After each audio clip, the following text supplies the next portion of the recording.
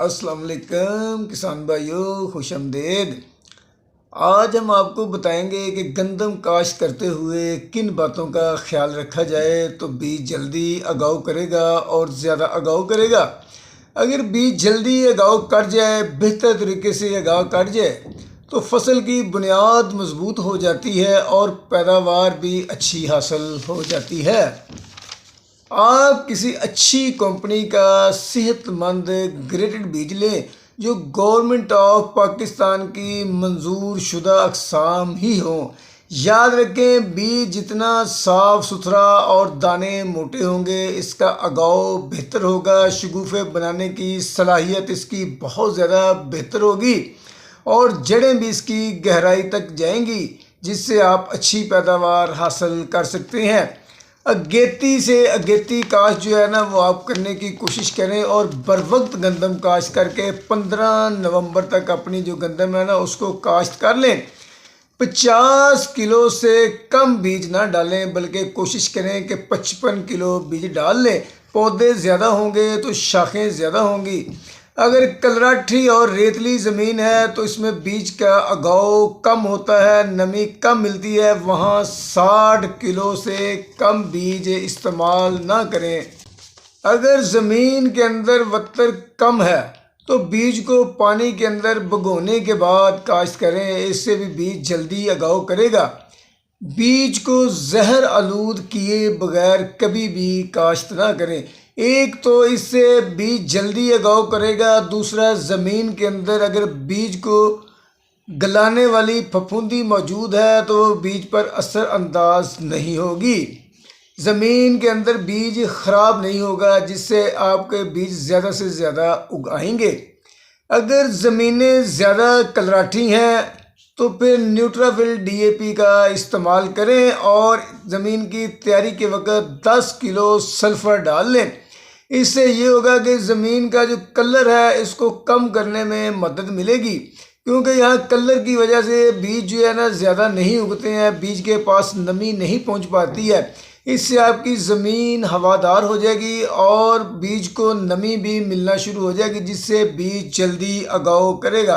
आप बारीक से बारीक ज़मीन की तैयारी करें, ढेले और रोड़े ख़त्म करें, इससे बीज का अगाव भी अच्छा होगा, जड़ें भी लंबी होंगी और पौधे की ज़मीन के ऊपर पकड़ भी मजबूत होगी और खाद खुराक पानी भी पौधे को आसानी से मिलेगा। जितनी जड़ी लंबी होंगी इतना ही पौधा सेहतमंद होगा और शाखें ज़्यादा बनाएगा। ज़मीन और बीज का कांटेक्ट बेहतर होगा, जिससे आपकी फसल बड़ी होकर गिरने के चांसेस बहुत कम हो जाएंगे। बाज़ औक़ात ज़मीन की तैयारी भी सही होती है, वत्तर भी होता है, यानी कि ज़मीन कलराठी होती है, ज़मीन की साख्त जो होती है वो सही नहीं होती। हम छटा करते हैं तो बीज को नमी नहीं पहुंचती, बीज के गिर्द निमकियात जमा हो जाते हैं, तो इसलिए बीज का अगाव कम होता है। आप यहाँ बीज को पानी के अंदर भिगोकर छटा करें या फिर इन ज़मीनों के अंदर गप छट का तरीका इस्तेमाल कर लें तो वो ज़्यादा बेहतर है। अगर आपकी ज़मीनें रेतली हैं तो रेतली ज़मीन के अंदर भी वत्तर का मसला होता है, कहीं वत्तर कम होता है कहीं ज़्यादा होता है, तो इसलिए बीज का उगाव वहाँ कम होता है। तो आप वहाँ भी गपछट का तरीका इस्तेमाल करें या बीज को पानी के अंदर भिगोने के बाद उसका छटा दें, तो इसके लिए ये बेहतर हो सकता है। अगर आपकी ज़मीनें रेतली हैं या कलराठी हैं तो वहाँ गपछट के ज़रिए काश्त कर लें तो वो बहुत ज़्यादा बेहतर होगा। अगर आप लेट काश्त कर रहे हैं तो फिर आपके बीज के उगने के चांसेस जो होते हैं वो कम होते जाते हैं। जितनी लेट काश्त होती जाती है, सर्दी बढ़ जाती है, धुंधें आ जाती हैं, बाज़ औक़ात बारिशों का मौसम भी शुरू हो जाता है, तो फिर भी आप 60 किलो बीज इस्तेमाल करें। जो बीज का अगाव कम होगा या जो बीज के ज़ाया होने का ख़तरा होगा वो टल जाएगा, आपके पौधे पूरे उगाएंगे। इस तरीके से आप अच्छी पैदावार ले सकते हैं। अगर आप ड्रिल से काश्त कर रहे हैं और ज़मीन के अंदर वत्तर कम है तो बीज को पानी के अंदर भिगोएं और उसके बाद हवा लगाकर खुश्क कर लें, तो इससे भी आप ड्रिल से काश्त कर सकते हैं और बीज का अगाव जो है वो बहुत बेहतर हो जाएगा।